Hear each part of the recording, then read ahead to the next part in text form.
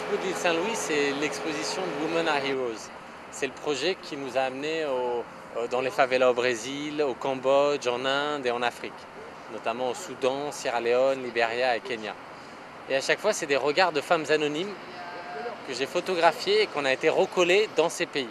Et dans des contextes souvent où l'art n'existe pas, dans des zones de conflit, dans des zones post-conflit, dans des zones où on ne s'attendrait pas à voir de l'art débarquer sur les murs.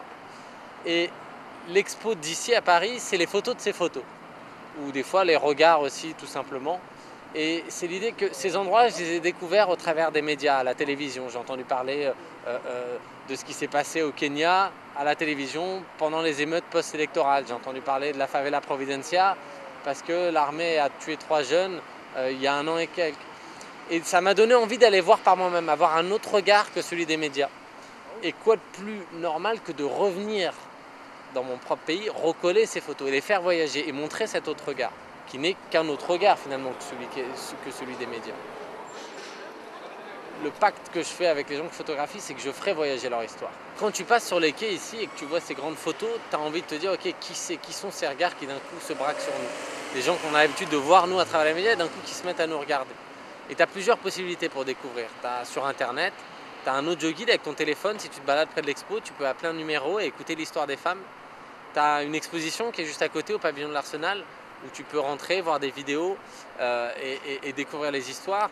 Tu as un livre, il y aura un film bientôt. Tu as vraiment tout plein de clés pour comprendre et découvrir ces actions. Parce qu'elles sont bien plus intéressantes que la photo. Quand tu vois la photo de la favela, c'est effectivement la photo finale du projet. Mais ce qui est intéressant, c'est pourquoi, comment ça s'est fait, qui nous a laissé faire, pourquoi ces femmes ont accepté. Ça, c'est en fait ce qui constitue l'œuvre. Et souvent, je n'ai pas la possibilité de le montrer. Je suis obligé de monter des expositions aussi grandes pour pouvoir expliquer des choses aussi simples. C'est purement artistique de A à Z, puisqu'il n'y a pas de message politique, il n'y a pas de message engagé derrière. Forcément, c'est engageant, puisque les gens qui parlent ensuite derrière ces projets, les endroits où on va, sont des endroits qui t'engagent dans quelque chose. Mais je ne te dis pas qu'au Proche-Orient, il faudrait que le mur soit plus grand ou plus petit. Je ne te dis pas ce qu'il faudrait changer. Je ne suis pas le porte-parole de tous ces endroits-là. Quand je fais les actions dans les pays, j'apparais pas du tout. C'est-à-dire que je cherche à créer un pont entre les médias et ces gens. Donc à partir du moment où j'ai monté l'action, je disparais. Et comme les médias cherchent à interviewer l'artiste et que les seules personnes qui peuvent interviewer, c'est les gens sur les photos, ils se retrouvent avec les gens sur les photos. Ici, je suis à Paris, je me retrouve avec la responsabilité d'expliquer ce que je fais. Mais aujourd'hui, il y a une des femmes de la favela qu'on a fait venir et qui sera là pendant l'expo. Et elle a déjà commencé à prendre le relais parce que forcément, elle a des choses souvent même plus intéressantes à dire que moi. Parce que son narratif, elle est construit pas sur la même cadre de référence que moi, qui est purement artistique, mais sur son cadre de référence de vie, son cadre de référence d'expérience. Pourquoi elle a fait ça? Quel est son intérêt? Je trouve que ça est beaucoup plus intéressant finalement que ma démarche qui se résume assez simplement. Il y a une grosse partie art participatif derrière, où aussi bien dans les pays, dans la favela ou au Kenya ou ailleurs, où tu es obligé d'impliquer les gens parce qu'on n'est pas assez nombreux et c'est des grands collages. Et tu impliques la communauté. Donc si elle n'y voit pas elle, son propre intérêt, personne ne va venir t'aider et même personne ne va te laisser coller.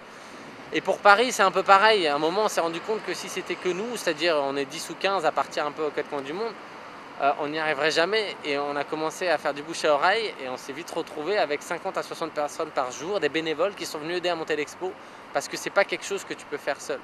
Et c'est vraiment toute l'idée derrière ce projet. C'est pour ça que je reste anonyme aussi derrière, puisque finalement, ça ne pourrait pas être moi tout seul qui fait tout ça, à part faire les photos, être l'intermédiaire, monter les projets. On est vraiment toute une équipe et des gens qui chaque jour viennent aider. Tu vois, je pense que le plus fort dans ces projets, c'est que ça fédère les gens, puisqu'il y a un message plus fort que le simple fait de monter mon exposition. Et parce qu'après, elle ne m'appartient plus, elle est là, elle est dans la ville et elle appartient aux gens, aussi bien dans les pays qu'ici, où elle se dégradera avec le temps. Quand on a collé sur la favela, on a eu ce même problème où d'un coup il y a eu une grosse tempête, du vent et la moitié est partie, on a dû recoller.